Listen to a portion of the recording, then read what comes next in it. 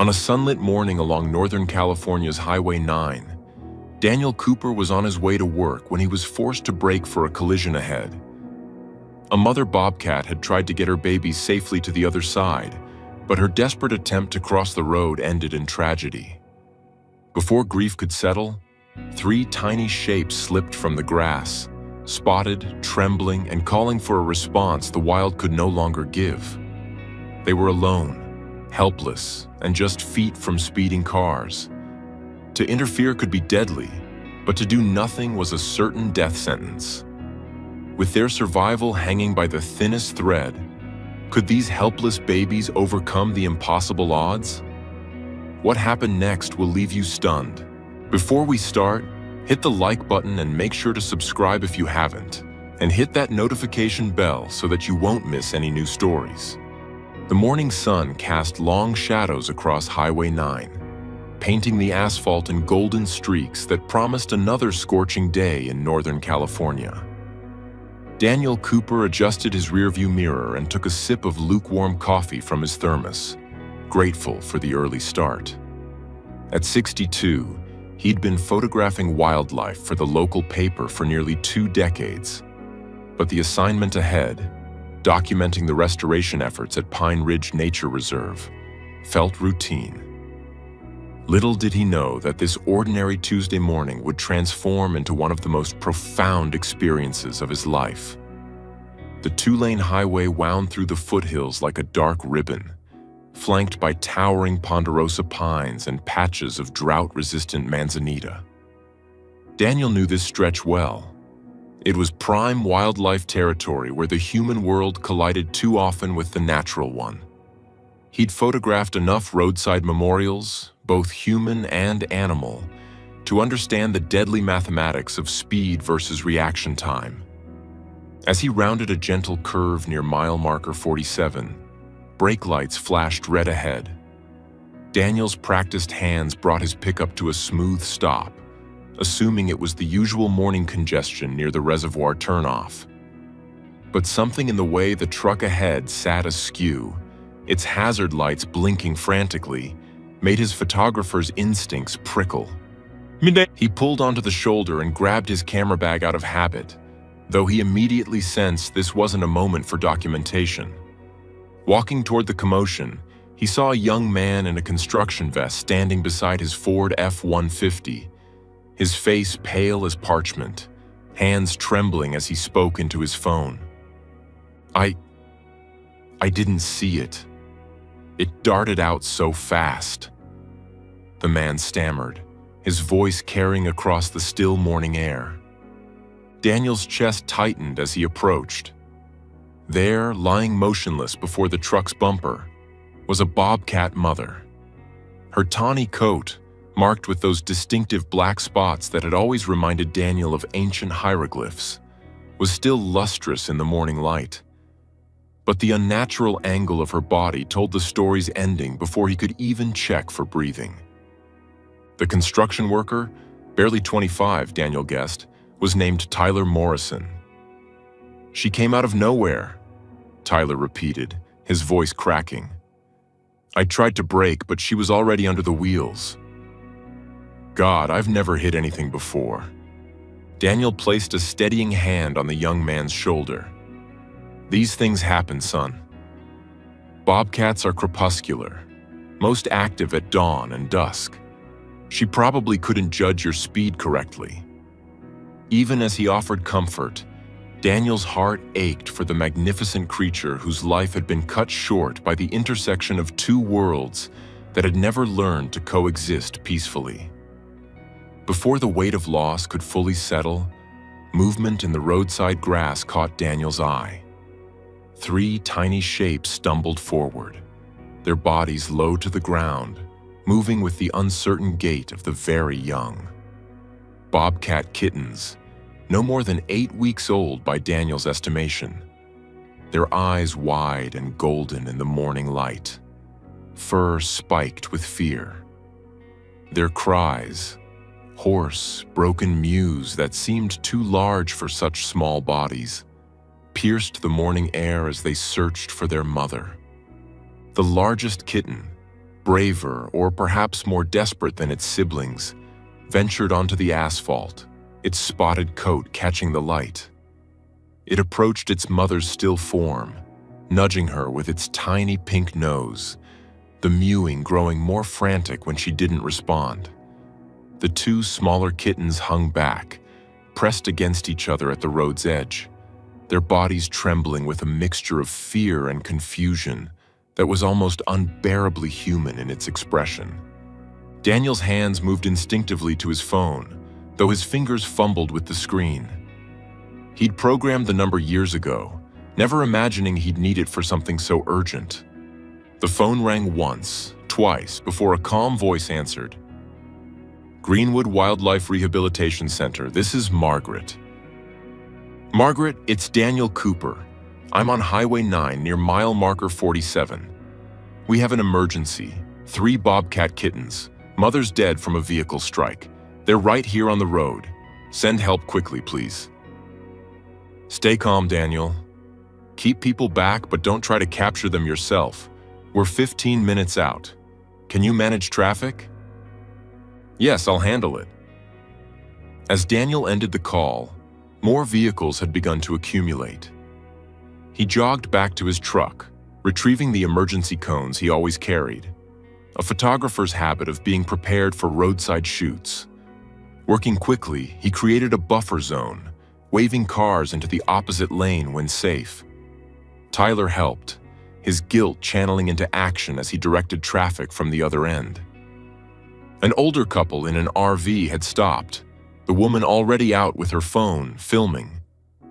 "Martha, get back in the vehicle," her husband called, but she waved him off. "Those poor babies," Martha whispered, her voice thick with emotion. "Harold, we have to help them." Daniel intercepted her gently but firmly. "Ma'am, I know you want to help, but these are wild animals. They're terrified and can be dangerous. The rehabilitation team is on their way." The minutes stretched like hours. The kittens had retreated to their mother's body, curled against her cooling form in a tableau that would haunt Daniel's dreams for weeks to come. One kitten, the smallest, kept pawing at her face, as if trying to wake her. The sound it made wasn't quite a purr, wasn't quite a cry, but something in between that spoke of a grief that transcended species. The Greenwood van arrived in 13 minutes. Daniel had been counting. Sarah Williams emerged first, her movements confident despite her slight frame. At 38, she'd been rehabilitating wildlife for over a decade, specializing in native predators. Her team of 2 assistants followed, carrying specialized equipment that looked like a cross between fishing nets and pet carriers. "Daniel," Sarah nodded, assessing the scene with practiced eyes. "Mother's been gone how long?" "Maybe 20 minutes now. The kittens won't leave her." Sarah's expression softened for just a moment before her professional mask returned. "They're young enough that they might accept rehabilitation. If they were much older..." She didn't need to finish. Daniel knew that bobcat kittens past a certain age rarely adapted to human intervention, their wild instincts too strong to accept help from the very species they'd learned to fear. The rescue itself was a dance of patience and swift action. Sarah and her team worked with the precision of surgeons and the gentle persistence of parents. The first kitten, the brave one who'd ventured onto the road, was also the most difficult. It fought with a ferocity that belied its size, tiny claws raking across Sarah's thick gloves, its screams of rage and fear echoing across the highway. "Don't be fooled by the cuteness," Sarah murmured to Daniel, who'd refused to leave despite her suggestions that he could go. "These little ones are already apex predators in training. This one's particularly spicy." The second kitten tried to run, making it almost to the tree line before Sarah's assistant, a young man named Marcus, managed to guide it into a carrier with a combination of barriers and gentle herding. It huddled in the corner once captured, its eyes wide and wet, looking for all the world like a child who'd gotten separated from its parent in a crowd. The third kitten, the smallest one who'd been pawing at its mother, was the most heartbreaking. It didn't fight or run. It simply went limp when Sarah picked it up, as if all the fight had drained out with the realization that its mother wasn't coming back. Sarah cradled it for a moment, whispering something Daniel couldn't hear, before placing it carefully in its own carrier. "What about her?" Tyler asked, gesturing to the mother's body. He'd been standing sentinel the entire time, his face drawn with guilt. "We'll take her too," Sarah said quietly. "She deserves dignity, and her body will help teach veterinary students about bobcat anatomy. Nothing goes to waste in nature, even in death." As the Greenwood team loaded the carriers into their van, Daniel found himself following. "Sarah, I need to know they'll be okay." She studied him for a moment, perhaps recognizing something in his eyes. The look of someone who'd witnessed tragedy and felt responsible for its aftermath. "Why don't you come by tomorrow? We'll have finished their initial health assessments by then." That night, sleep eluded Daniel entirely.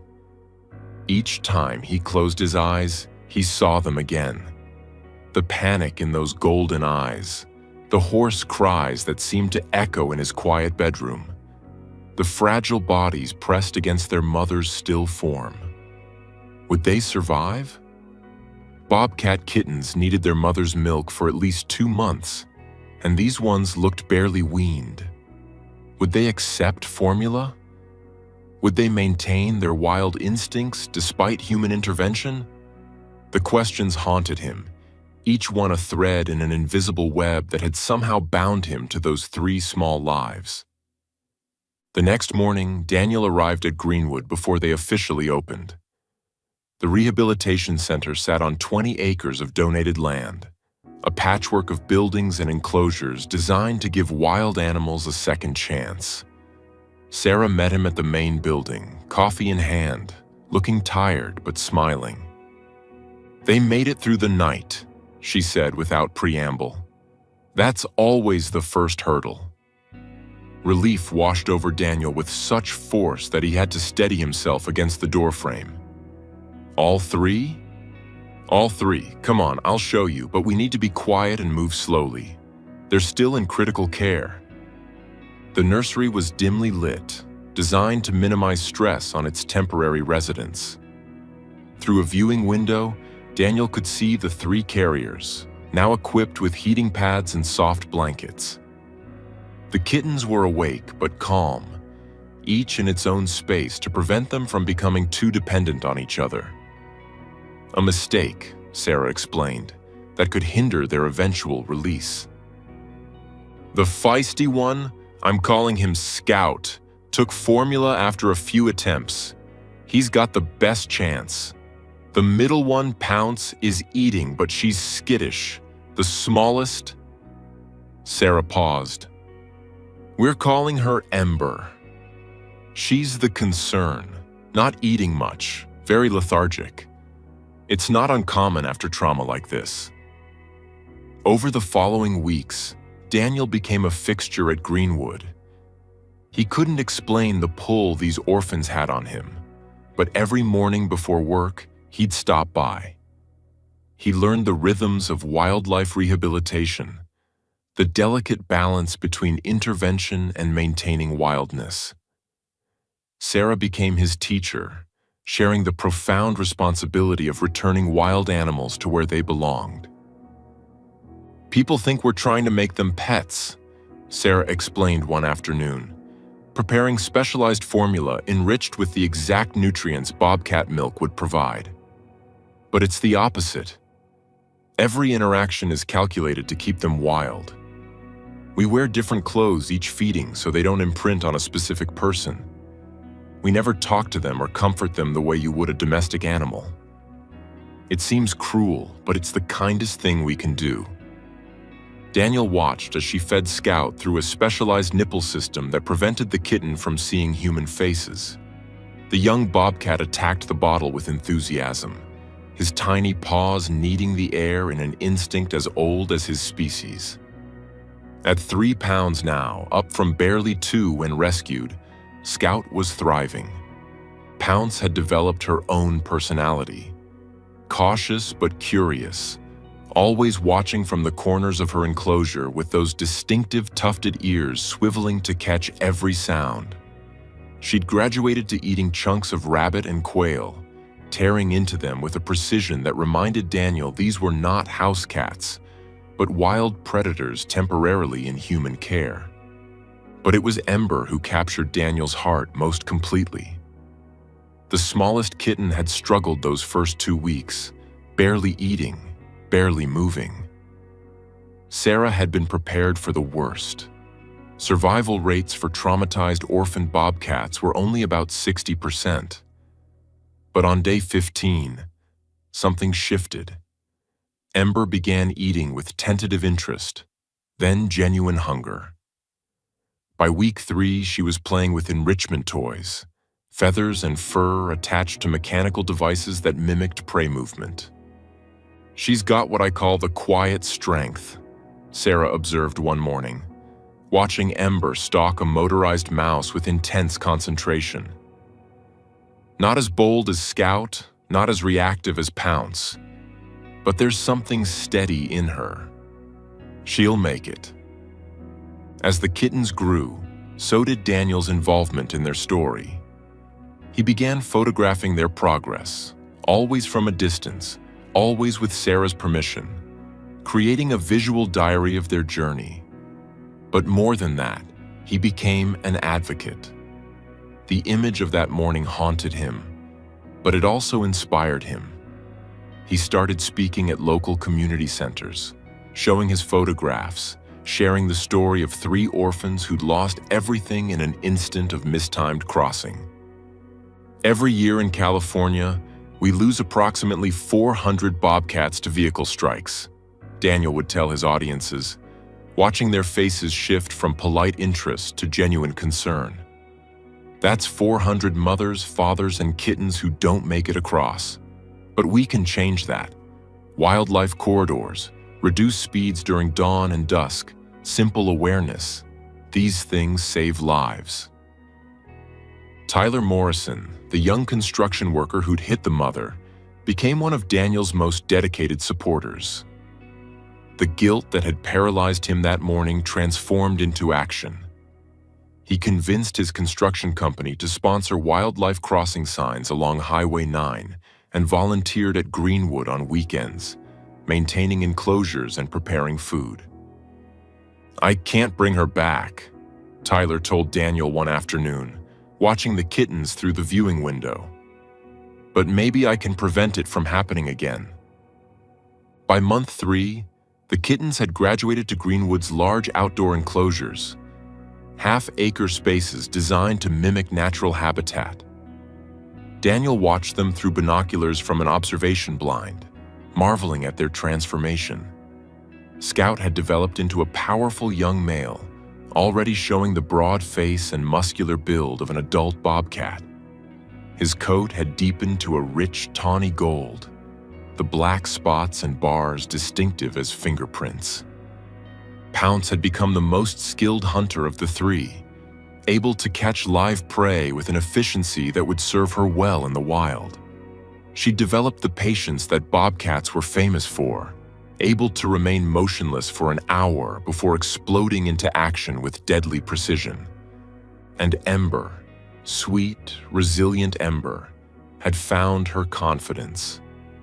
Though still the smallest, she'd become the most resourceful, often finding creative solutions to the puzzles and challenges Sarah introduced to keep their minds sharp.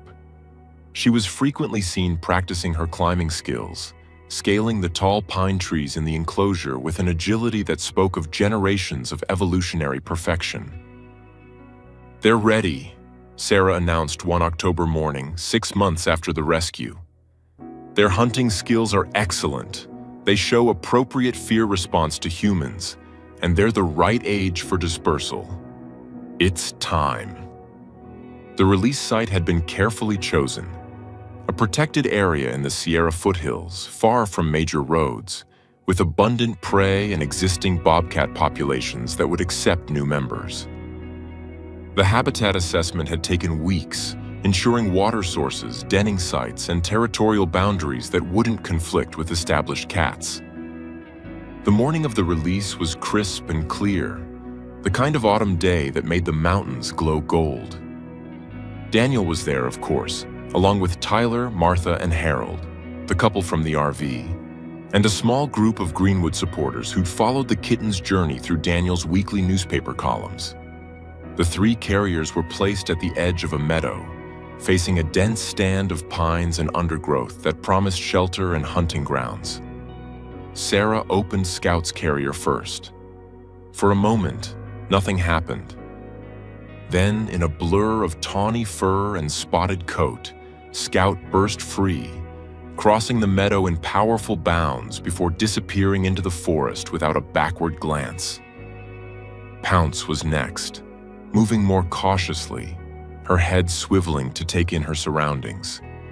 She paused at the forest edge, looking back just once, not at the humans, but at the last carrier, before melting into the shadows with the fluid grace of her kind.